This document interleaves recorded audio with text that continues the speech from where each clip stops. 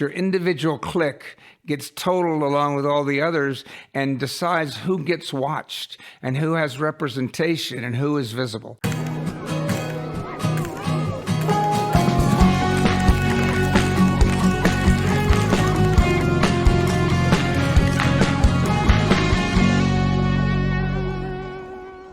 Hi, this is Mike Balaban with another episode of BAMMER Talks.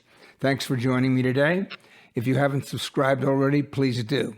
Today I want to talk about a topic that on the surface may appear a little dry, but I find underneath it's quite fascinating, and that's how our viewing habits as individuals get manifested in a cumulative audience that is lesser or greater diverse than might be ideal. So, for example, if you are someone who is a person of color or a woman or a trans or a gender non-binary, the audience that you're going to appeal to, by and large, is much smaller than that of a gay man.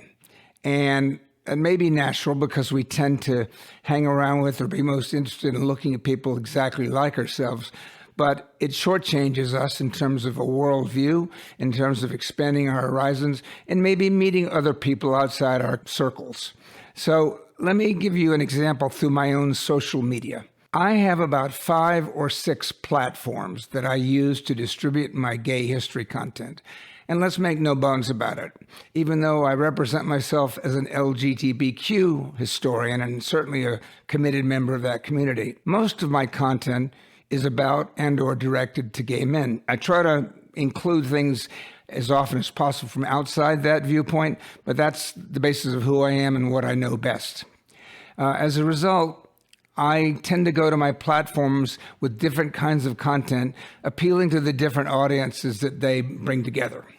So you're watching this on YouTube, where I put up my every other week video, in this case, BAMMER Talks.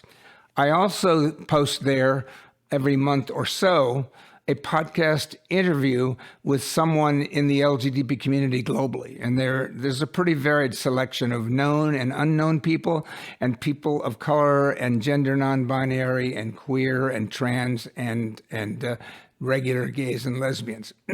But when I put up those interviews as podcasts, you need to be aware that that's only a portion of the distribution. The podcast is also being distributed through Podbean, a podcast distributor or hosting platform, and they're sending it out to all the other redistributors, including Apple, which is the largest, Spotify, Stitcher, iHeartRadio, and others. So when I am posting here on YouTube, either the 10-minute videos every other week or the podcast interviews, there are different channels and different results.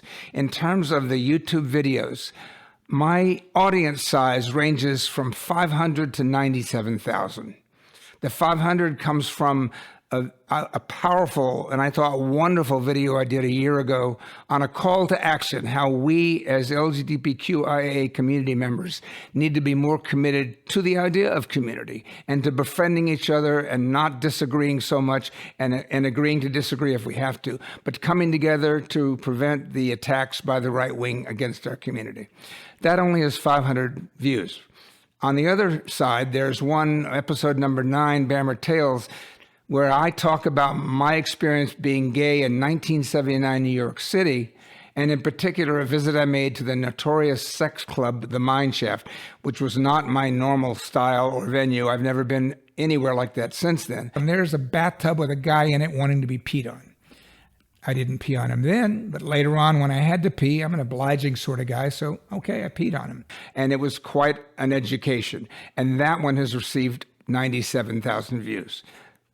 No surprise, it's spicier, sexier. A lot more people want to hear about that than hear a call to action. It's hard to tell much more than that, except for the fact that 98% of my viewers are men. 71% of them are 55 and older. And what I've learned, I think, from that demographic is that younger gay men, by and large, don't have the patience to sit and watch a video for 10 minutes, much less a podcast interview for an hour. They would rather go to Instagram and look at a couple of photos and browse through them at their leisure, or go to TikTok and watch a 30-second to 1 minute long video. So that's why I have an older crowd. I don't know racially what the makeup is, but I know it's mostly men and mostly 55 and older. But when you're watching these videos, please be mindful of the fact that your click counts.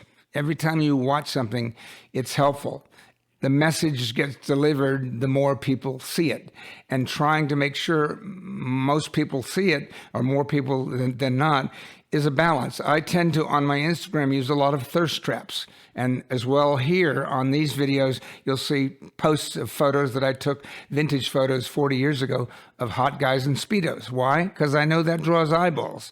But I've got to balance that with the substance and the content and what I'm trying to accomplish and who I want to watch this and listen to it. So that's what happens on my videos. On my podcast episodes, which, as I mentioned, are split between all those other distributors and YouTube. If I put up a podcast with a white man, or let's just say a gay man, not even a white man, I'm likely to get 800 to 1,000 downloads or subscribers watching it.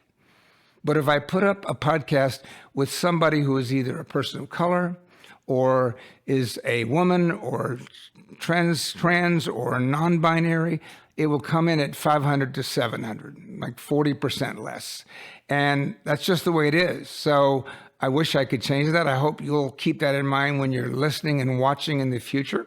But at the moment, that's the outcome. Now, the third and last platform where I have a distribution that's significant is Instagram. And again, that's where I have the most viewers, so 27,000. As I said, mostly thirst traps attracting the eyeballs. They tend to be younger. On that platform, 70% are 44 and younger, mostly in their 20s and 30s. Why?